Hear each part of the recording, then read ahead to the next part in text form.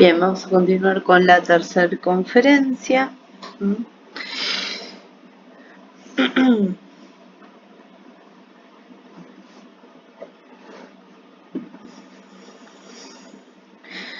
Lo primero que va a resaltar Freud con respecto a lo que sucedía con los enfermos bajo tratamiento es que había dos fuerzas encontradas. Por un lado, el afán de traer a la conciencia eso olvidado, que estaba presente en el inconsciente, y por otro lado, el interjuego con la resistencia que se ponía en contra de este devenir consciente de lo reprimido y de todos sus retoños. Bien. Ahora, entonces, lo que sucedía, ¿no? O sea, que podía llegar esto a llegar a la conciencia, si la resistencia era poquita, lo olvidado podía llegar a la conciencia sin desfiguración. Entonces, si había mayor desfiguración de la idea, lo que hacía suponer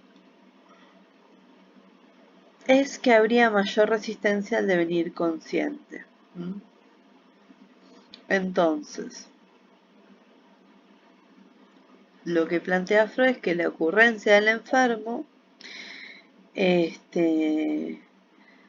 también era una nueva, artificiosa y efímera formación sustitutiva de lo reprimido. Y como estaba muy desfigurada, también era muy difícil de asociar esa idea reprimida. Entonces, lo que plantea es la necesidad de utilizar métodos indirectos para acceder a esas ideas reprimidas. Entonces, lo que va a hablar en esta conferencia de diferentes elementos que sirven al análisis que permiten observar esas manifestaciones del inconsciente, que son el chiste, los sueños y los actos fallidos. Estas manifestaciones del inconsciente va a considerar Freud que son provenientes del campo de la vida anímica normal. Bien. En el caso de los chistes vamos a tener dos mecanismos que intervienen en la creación, que van a ser el desplazamiento y la condensación. El desplazamiento muchas veces tiene que ver con desplazar un objeto a otro, y el deseo, o sea, desplazamos el deseo de un objeto a otro, y el deseo se va a satisfacer en ese nuevo objeto. Por ejemplo, esto de señalar a un grupo de personas que tienen planteamientos diferentes a los míos, o por ejemplo, en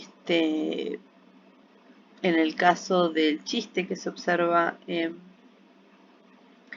la conferencia de estas dos empresarios de dudosa moral que hacen que piden a dos pintores famosos que les hagan sus cuadros, y cuando viene el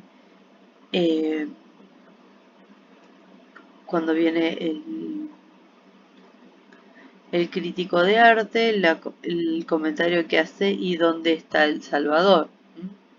Acá podemos ver el desplazamiento, ¿no?, de el objeto, o sea, de desplazar el objeto de estas personas hacia los cuadros. Después, condensación, cuando un solo objeto adquiere la carga afectiva de muchos otros. En general, el objetivo del chiste tiene cargas emocionales, tiene la intención de transmitir deseos, pensamientos y sentimientos inconscientes. A veces, o en general, las personas lo que hacen a través de los chistes es decir cosas que no se animarían a decir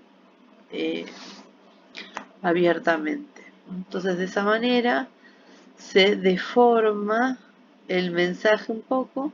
El mensaje llega, pero de forma más agradable. Bien. En el caso de los sueños,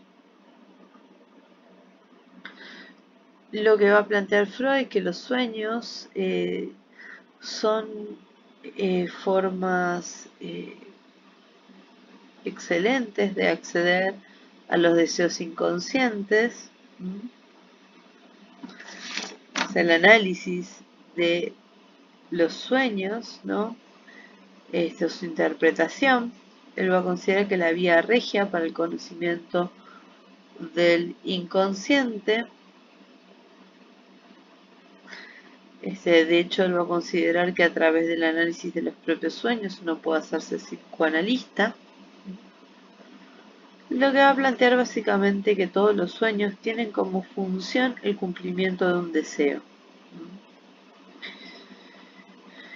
Esto se puede ver, él va a plantear que se puede ver directamente en el caso de los niños, donde son directamente son cumplimiento de emociones de deseo nacidas durante el día. Después tenemos el sueño de los adultos, que por lo general es más difícil de comprender, ya que va a tener un contenido incomprensible debido a la desfiguración. Y va a tener una serie de diferentes componentes. Por un lado, el contenido manifiesto, que es aquello de lo que yo me acuerdo del sueño. Después va a tener con pensamientos oníricos latentes, o sea, lo que realmente estoy soñando o qué está por detrás de ese contenido manifiesto y no puedo recordar. Después vamos a tener el trabajo del sueño, que son los mecanismos que hacen que al sueño, que son los mecanismos de condensación y desplazamiento, que también en el caso de los sueños, condensación es cuando por ahí nos pasa que vemos en una imagen, en un rostro, a diferentes, nosotros vemos un solo rostro, pero nosotros sabemos que ese rostro representa a diferentes personas, o desplazamiento también, cuando se desplaza el deseo hacia una y otra imagen, ¿no? Bien. Acá, viendo la definición, vamos a hacer referencia con condensación a transferir las características de un objeto a otro, ¿no? De condensar las características de diferentes objetos a uno solo. Mientras que el desplazamiento es pasar una característica de un objeto a otro.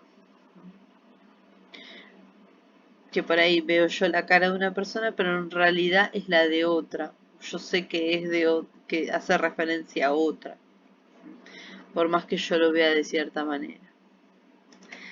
Bien, después otro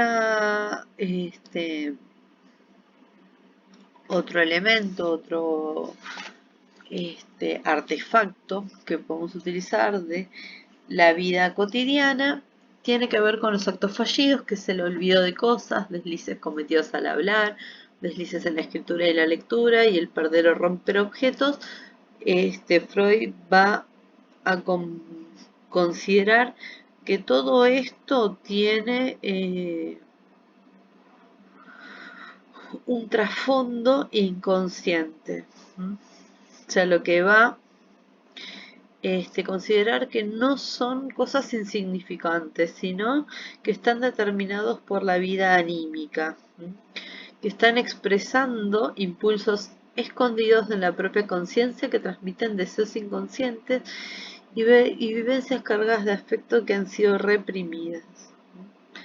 O sea, lo que va a establecer Freud es que todos estos actos fallidos van a estar determinados por el inconsciente. Bien. Ahora, vamos a seguir con la conferencia número 4, que va a hablar sobre, básicamente, a introducir todo lo que tiene que ver con las con la vida sexual. Bien. Lo que va a plantear en primer lugar es que la investigación psicoanalítica de alguna manera lleva todo los síntomas patológicos a impresiones de la vida amorosa de los enfermos. O sea, de alguna manera lo que está encontrando, lo que está empezando a observar el psicoanálisis es que todo está, que los síntomas van a estar regulados por la vida amorosa de la persona. El tema es que el hombre es un poco sincero con respecto a aspectos de su vida amorosa, entonces llegar a que la persona cuente un montón de cosas que le están haciendo padecer, va a ser todo un trabajo para el analista. Bien.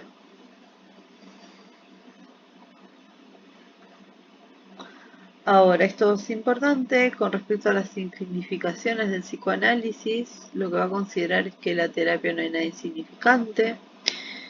Todo lo que surge del método de indagación es tomado con importancia y se debe indagar desde el inicio del síntoma hasta la primera infancia, o sea, del inicio del síntoma y ver la relación con la primera infancia. Ahora, ¿cuál va a ser cómo se va a generar la represión? Por lo general, a partir de factores sexuales, o sea, vivencias traumáticas.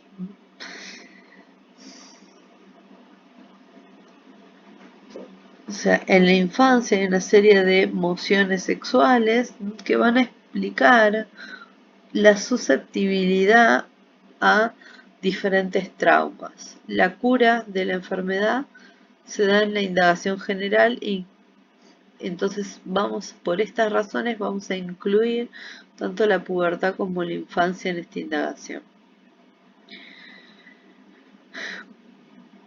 Una forma de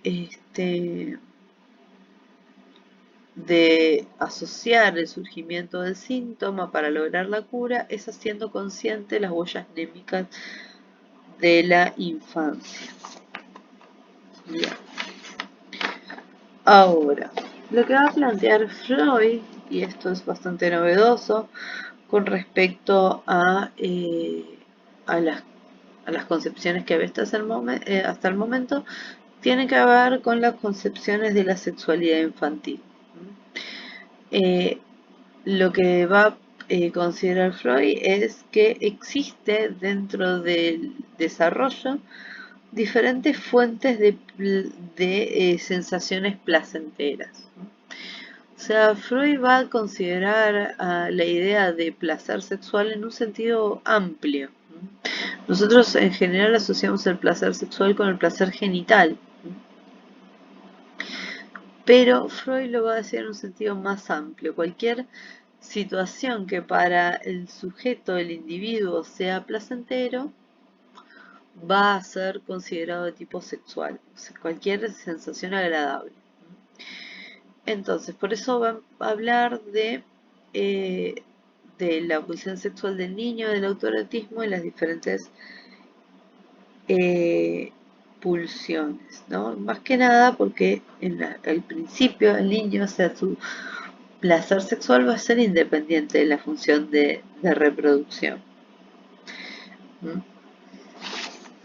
Bien. Las principales fuentes de placer sexual infantil es a través de zonas que son apropiadas para la estimulación. No solamente va a abarcar lo que serían los genitales, sino lugares como el ano, la boca, la uretra y la piel y cualquier otra cualquier otra que sea cualquier otra superficie sensible. Va a llamar Freud lo que sería la fase del autoerotismo a cualquier momento donde hay estimulación de estas zonas erógenas que son consideradas lugares significativos para ganancia de placer. Por ejemplo, los bebés se consideran que la zona erógena principal de los bebés es la boca,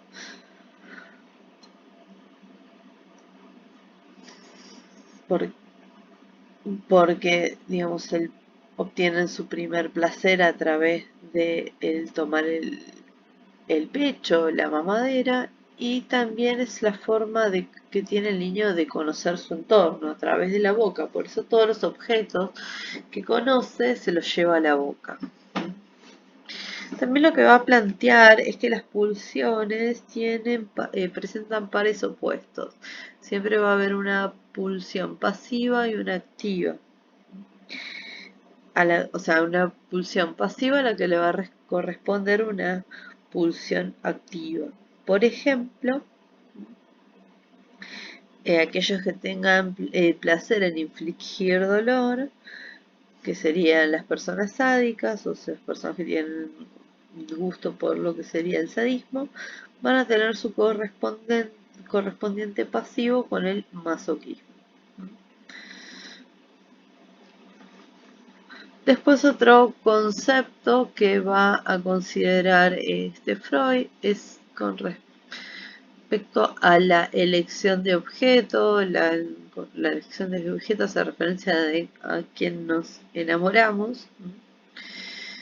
En la infancia lo que va a considerar que como todavía en la infancia la diferencia de los sexos no tiene un papel decisivo, se, este, se considera que el niño tiene una cierta dotación homosexual.